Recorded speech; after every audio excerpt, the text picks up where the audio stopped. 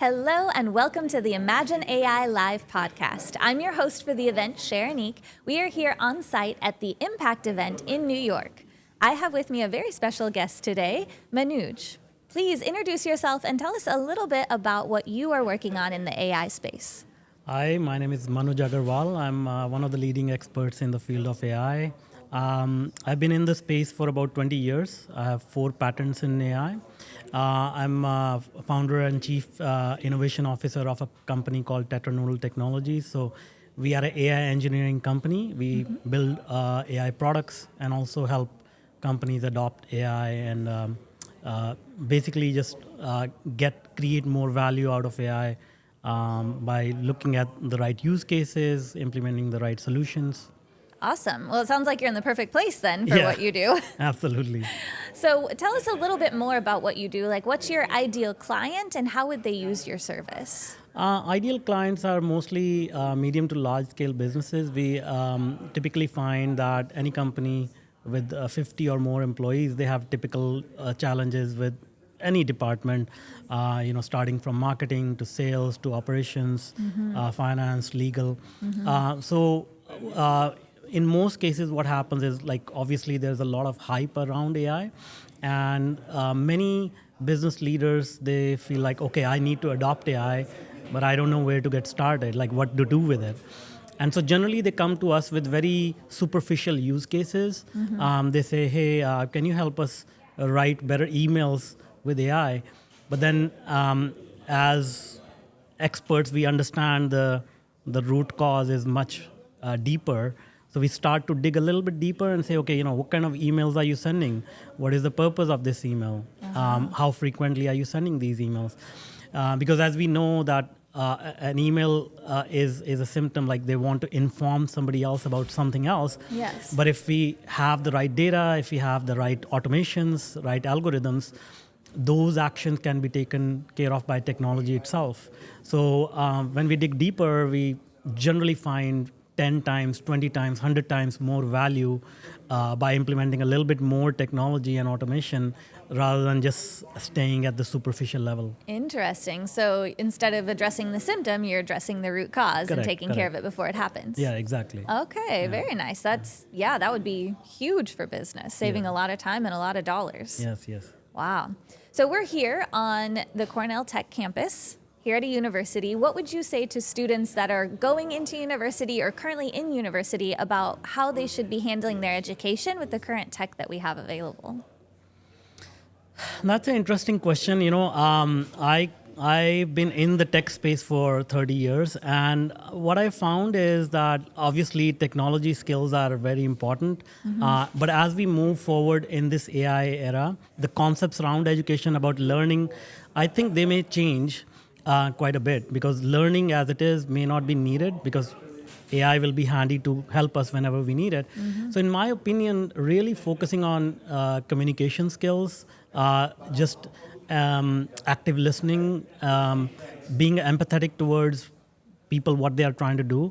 I think those will be really key skills, obviously alongside with their traditional education and technical skills. But if we combine that with these soft skills, I think that will be much more valuable moving forward. Nice, great advice. So kind of building on that, what advice would you give to people that are already in the workforce or about to go into the workforce? Once again, in my opinion, rather than focusing too much on their sort of technical skills or expertise, let's say they are going to legal profession or they are going into, operations management, like thinking a little bit about how things are interconnected, rather than just their area of expertise. Like in a legal space, like, okay, when the contract comes in, what happens before the contract comes in?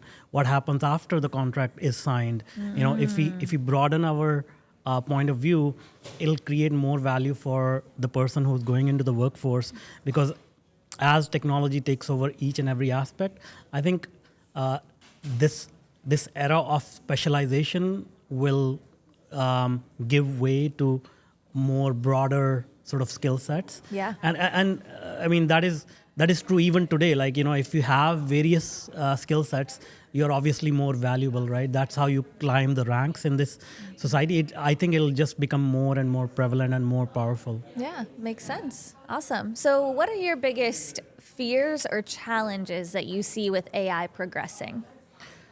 I think the biggest fear, in my opinion, is if not a lot of people adopt, like if it's only concentrated in the hands of few, the inequality in income and wealth and power will continue to grow. And obviously weaponization of technology, which every technology gets actually, gets into that. Yeah.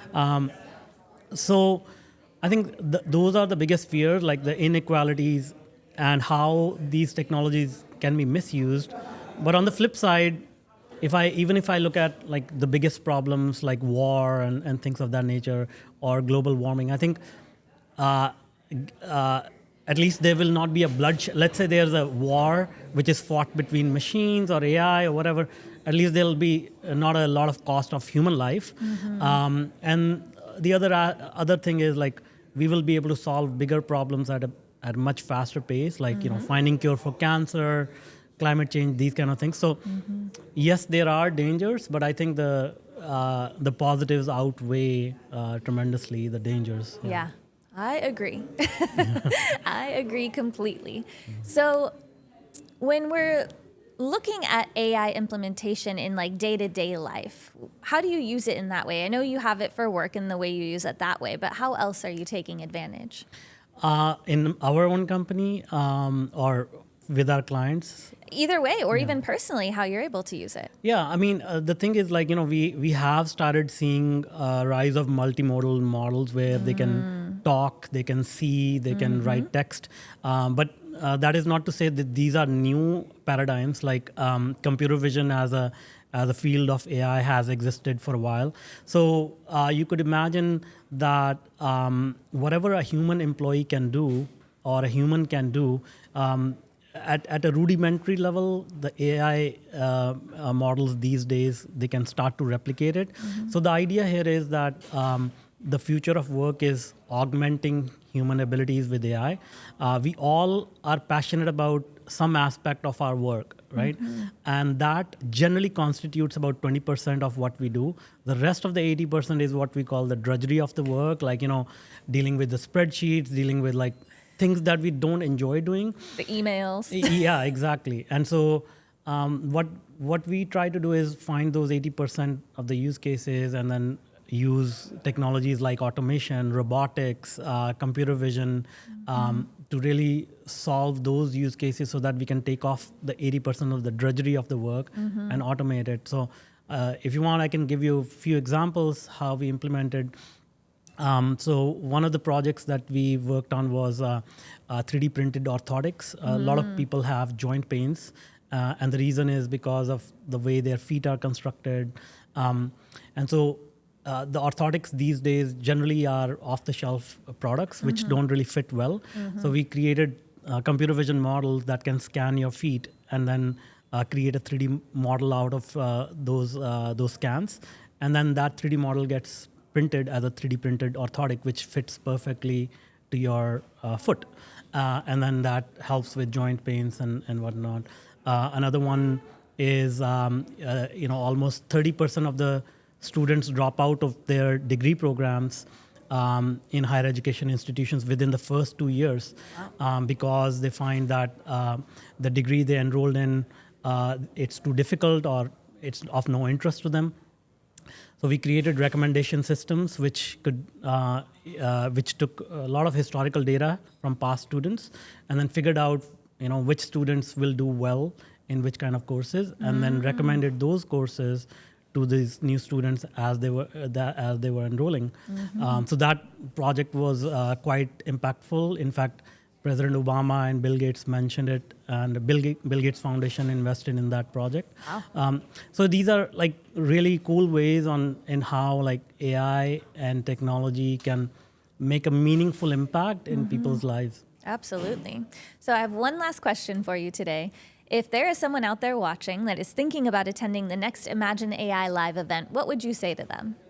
Yeah, I think it's an absolutely phenomenal event. I think any event or gathering is should be evaluated by the quality of people that come to that event, the venue and everything. But I think the level of people that you meet has been tremendous, and that is, I think, the value, the connections you build, the ideas you exchange, and what impact comes out of that by connecting with these people. I think that's a true value, and I think it has been, like, I have been here half a day, but it has been invaluable already.